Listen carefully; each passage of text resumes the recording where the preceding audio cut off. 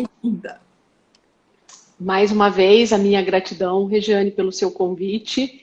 É muito importante essa transmissão de conhecimento para todos vocês e para nós também, essa troca. Na verdade, foi um presente o seu convite, o seu primeiro convite, porque eu aprendi tanta coisa, inclusive a fazer live, porque foi praticamente a minha primeira live, então quero agradecê-la sobre esse assunto. Fazer aqui a minha homenagem a você, então aqui mais uma vez do que nós vamos falar hoje, né, as alterações sistêmicas relacionadas à odontologia e a importância de nós transmitirmos a informação e a informação da forma correta. Relembrando, eu sou Magda Esqueira, cirurgiã dentista, doutora Regiane, nós nos conhecemos pela ozonioterapia, e através da ozonioterapia nós fomos descobrir vários outros universos que nós participávamos. Observem que quando o paciente tem o que nós chamamos de campo de interferência, começa ali na boca. Aqui eu vou pedir depois para a doutora Regiane, vai ter um momento que nós vamos comentar sobre essas inflamações crônicas de baixa intensidade e assintomáticas, né, que são as cavitações ósseas, né? Suponhamos que seja uma cavitação óssea sem um diagnóstico. O que vai acontecer? Vai ter um reflexo no corpo, mas num começo uma ausência de sinais e sintomas. Eu, quando tive o câncer, não tinha nada. Magda, o que você sentia? Nada, foi ao acaso que eu descobri. Depois, o que pode acontecer? O sintoma. Pode ser uma dor articular, pode ser uma descamação de pele, pode ser uma dor de cabeça, pode ser uma falta de memória, pode ser várias coisas. Então, o que está acontecendo? Vamos citar um campo de distúrbio dentário. Colega que não é da medicina integrativa e da odontologia biológica. Sabe um canal que o paciente possa ter? Ou aquele paciente que você faz a periodontia, raspa, raspa, raspa e sempre volta com aquele biofilme bacteriano? O que está acontecendo? Esse indivíduo ele está se adaptando. Os sintomas não são aparentes, são sintomas subclínicos, mas o que vai acontecer em seguida se ele não remove esse campo de distúrbio dentário? Uma adaptação excessiva.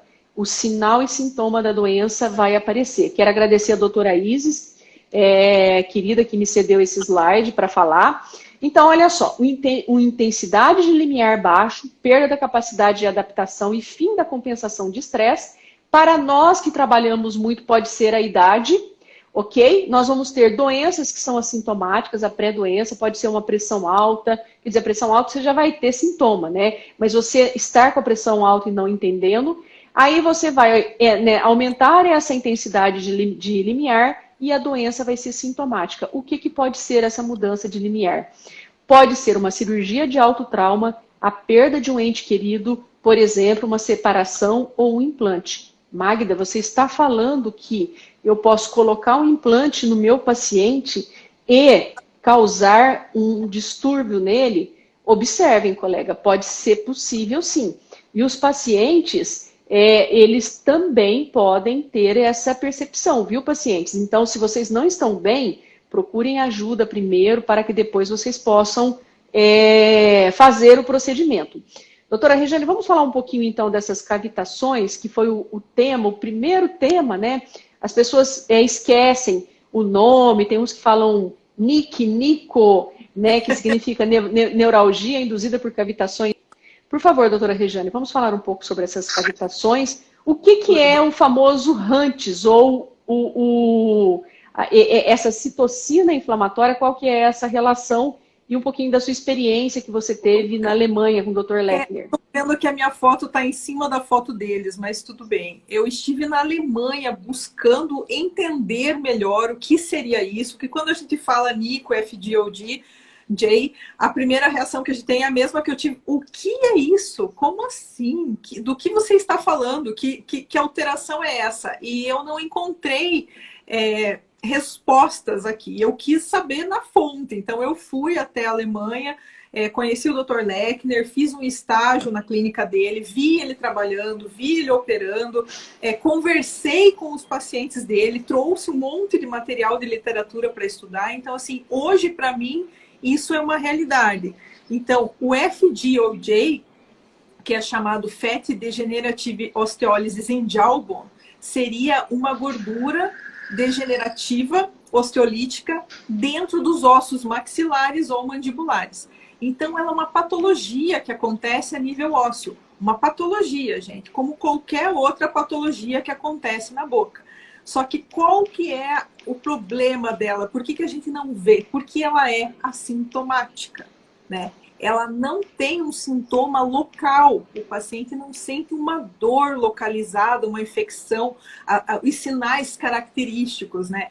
E, inclusive, essa necrose isquêmica do osso medular, ela pode ficar encoberta por um osso cortical saudável. Então, a gente vê isso numa radiografia. Deixa eu colocar um caso aqui, deixa eu ver um que esteja desse lado, que apareça, né? Você olha uma radiografia normal e você não localiza, você não enxerga. Então, por exemplo, o Dr. Lechner pesquisou em várias pesquisas o conteúdo dessas cavidades. Então, quando ele se deparou com esse tecido gorduroso dentro de uma área óssea que devia estar saudável, a mesma área que nós, implantodontistas, vamos fazer implante. Exatamente. Né? E caímos no vazio. Por isso que eu disse que, às vezes, o implante pode ser um gatilho para um outro tipo de vicariação do paciente que nós falamos, doutora Regiane. Exato, porque não é só uma cavidade vazia, não é só um osso medular demais, com um trabeculado mais esparso, como eu acreditava ser, e talvez você também acredite que é. Sim. Ele encontrou esse tecido gorduroso e ele mandou esse tecido para análise de laboratório. E ele testou um painel todo de citocinas e quimiocinas inflamatórias. E ele achou quantidades altíssimas de uma quimiocina chamada HANTES. O HANTES, nessas amostras, se mostrou muito alto. E ele repetiu essa pesquisa com outras amostras, e o HANTES sempre mais alto. E repetiu de novo. Então, quase ele tem 20 artigos publicados já. A maioria deles é sobre essas alterações ósseas. E elas sempre demonstram essa quantidade alta de HANTES. Então, foi uma forma também que ele encontrou de demonstrar que isso é uma patologia, não é só um tecidinho alterado, que já me falaram, mas é normal ter gordura na medula. A medula tem, mas nos fale sobre essa relação do HANTES com o câncer, porque todo paciente que tem câncer tem essa alteração também. Por quê? O câncer é uma doença inflamatória. É uma mitocondriopatia. Nós vamos ter alteração da nossa capacidade de regeneração. Então, sempre fica essa dúvida, Regiane. Porque, veja, se você pesquisar no Google Escolar mesmo, ou no PubMed, a quimiocina HANTES em si, ela vai estar relatada em relacionamento com praticamente todas as doenças sistêmicas imunológicas que tem. Então, a expressão do HANTES num paciente com câncer normalmente é elevada. Isso é assim por característica. Em doenças autoimunes, como escleroses múltiplas, como artrite reumatoide, como doenças, até mesmo Hashimoto, alterações autoimunes, alterações sistêmicas crônicas, aquele paciente ele tem uma quantidade de HANTES elevado por conta da patologia. Quando o Dr. Lechner percebeu que dentro dessas cavitações ósseas também tinha HANTES, ele começou a fazer esse paralelo. Se esses pacientes que estavam com essas alterações aqui na maxila também tinham relações sistêmicas. Aí ele tem publicação mostrando a relação dessa alteração em pacientes que também têm câncer, em pacientes de fadiga crônica, em pacientes de esclerose aminiotrófica e de ELA. Então, ele achou várias conexões entre as doenças sistêmicas e o HANTES. Na verdade, as doenças sistêmicas já possuem HANTES por natureza. Sim. O achado foi ver HANTES na boca. O que o HANTES está fazendo nessa quimiocina? Deixa eu mostrar aqui uma fotinho dela. O que essa quimiocina inflamatória, né, está fazendo num osso que supostamente estaria saudável e que você supostamente vai fazer a sua reabilitação, e você tem um conteúdo inflamatório, agressivo ali dentro, né? E assintomático. Então, isso é uma bandeira que a gente leva, né, Magna, no sentido de tentar informar os colegas, não que seja uma verdade absoluta, mas vamos buscar, vamos tentar informar. Até o Congresso, né, um dos motivos de eu ter puxado o Congresso para cá foi tentar trazer o Dr. Lechner, né, online, para que ele mesmo contasse, né, a experiência para vocês também terem um pouquinho de pegar da fonte, né, essas pesquisas, que senão parece que é uma coisa lá longe, que só acontece lá na Alemanha, e porque a gente está aqui no Brasil e não traduz os artigos, então não existe, mas não é porque você não vê que não existe. E a gente vê essas relações com os nossos pacientes na clínica, né, Magda? Você falou uma coisa muito importante, doutora Regiane. Nós vemos, viu, colegas? Olha, agora dicas para vocês. Nós vemos essas alterações, porém é difícil. Quantos colegas conseguem ler um artigo em inglês, apesar que nós podemos traduzir? Então, eu comecei a live falando que você pode aprender sozinho ou aprender com quem sabe. Quando eu estava em Bauru dando aula de ozonioterapia e eu fui falar sobre cavitações e a doutora Regiane estava na plateia como minha aluna, né, na audiência, né, como minha aluna, nós começamos a conversar e aí ela disse, eu estive na Alemanha com o Dr. Lechner. Eu falei, olha só, a Regiane sabe mais do que eu vou aprender com a Regiane. Então eu, que também tinha estado com o Dr. Lechner aqui em São Paulo, na verdade, né, que eu fui num congresso no final de semana, passei um final de semana inteiro estudando com ele, eu fui aprender com a doutora Regiane. Então, colegas, qual é a dica que nós queremos passar a respeito dessas cavitações? Se o colega não tem tanta condição de ter esses conhecimentos, siga a doutora Regiane, me siga o pessoal da odontologia biológica, nós já estudamos, nós já traduzimos, nós já abreviamos isso para vocês. Não percam o próximo congresso sobre osteoimunologia que a doutora Regiane for fazer, ou ligue para a doutora Regiane, porque existe uma dificuldade de diagnóstico sobre isso. Será que só olhando um raio-x nós vamos ver? É difícil, então é um tema polêmico, mas não significa que ele não exista, doutora Regiane. Pensando sobre isso, eu sempre fico imaginando, doutora Regiane, qual é a área de atuação do médico e qual é a área de atuação do dentista.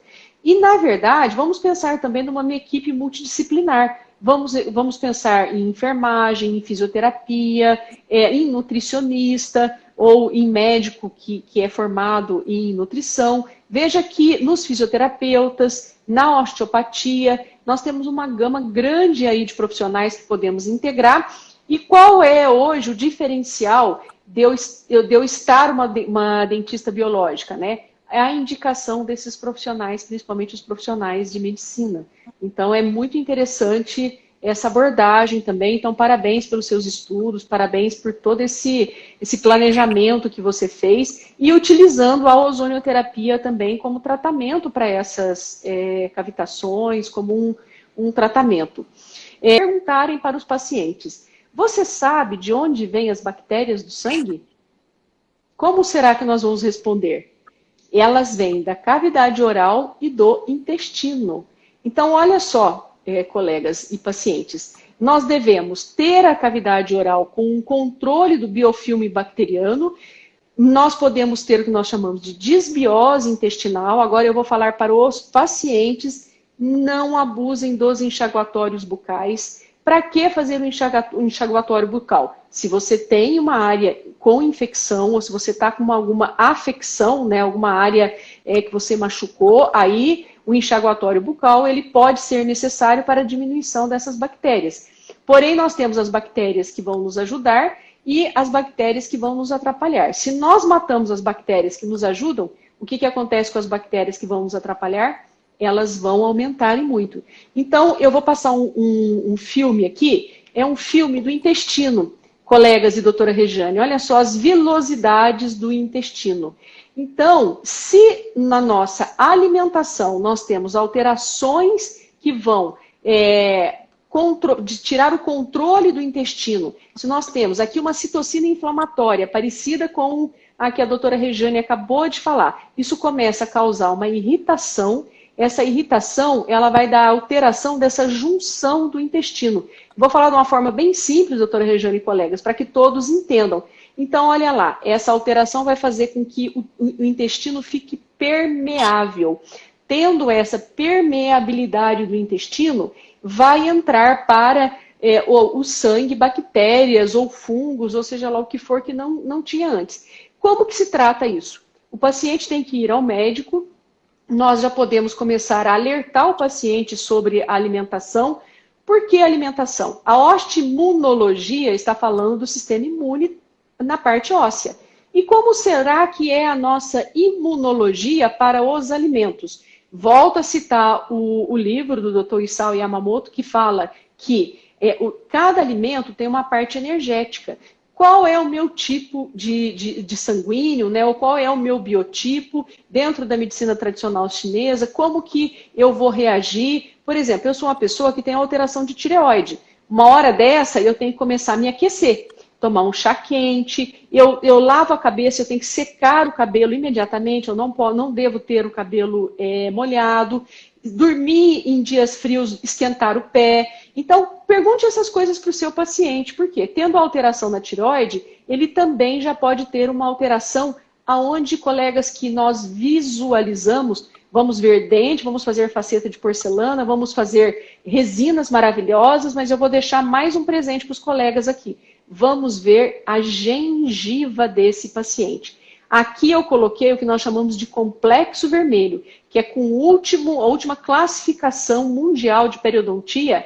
Tem algumas bactérias, 3 principalmente, que vão formar a periodontite, dentre elas a Porphyromonas gengivalis. Colegas, vocês sabem disso, mas os pacientes talvez não sabem. O sangue que está passando no nosso coração agora é o mesmo sangue que vai passar na nossa gengiva. Então, por que não pensar nessa alteração? De novo, de onde vêm as bactérias do sangue, da cavidade oral e do intestino? Olha, aqui é uma parte da gengiva. A Porphyromonas gengivalis, ela tem um flagelo, por isso ela circula em todo o nosso corpo. Isso facilita. Vai ter aquele sangramento gengival. O paciente, quando escova o dente e ele reclama que tem aquele sangramento, na verdade, aí ele para de escovar, não é mesmo, doutora Regiane? Ele parando de escovar, olha o que acaba acontecendo. Ali vai ter uma ruptura, igual à ruptura do intestino. Olha o que aconteceu, a bactéria na nossa corrente sanguínea. Nós temos as células vermelhas ali, as células brancas, que são de defesa. As células brancas vão nos defender. Mas até a que ponto? Porque se nós estamos naquele ponto lá, que é o ponto do estresse oxidativo, o que pode acontecer? Nós não nos defendermos a isso. E aí, para onde que essas bactérias podem ir? Em especial, Porphyromonas gengivalis, para o cérebro e causar alterações como, por exemplo, o Alzheimer. Colegas, uma dica para vocês para incrementar o ganho do consultório de vocês. Façam prevenção. Fazer uma raspagem de tártaro, fazer uma profilaxia, não leva tanto custo assim. É menor até do que você fazer uma resina, do que você fazer uma faceta. Cuide do seu paciente fazendo essa parte da prevenção. E aqui, doutora Regiane, já que nós estamos falando de a relação entre a cavidade oral e a saúde geral, essa bactéria chamada Fusobacterium nucleatum, ela é uma bactéria oportunista, presente na boca, ok? Olha o que esse trabalho está mostrando. Aqui ela está presente no intestino, causando uma inflamação e causando até um tumor no intestino. Então, olha que interessante, colegas. Aqui eu deixo trabalho também de presente para o pessoal que queira ver. Olha lá, a presença da Fusobacterium nucleatum com a alteração simbiótica e sendo uma oncobactéria. Por quê?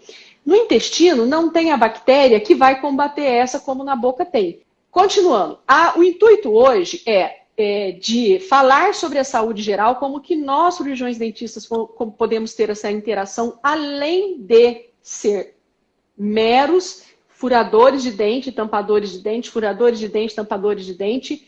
culpar o paciente por não escovar o dente, eu não culpo o paciente por não escovar o dente, eu mostro para ele que ele não consegue fazer o controle do biofilme. E como que é que nós vamos fazer? Ah, entendi, Meire, não dava para ver, né? Mas vai ficar gravado depois. Então, essa relação ela é muito importante. E quais são as principais causas de adoecimento? Os colegas que não são da integrativa e os nossos pacientes. A toxicidade por metal tóxico, a presença de parasita, as alergias alimentares, os problemas dentários, a desnutrição e a fadiga adrenal.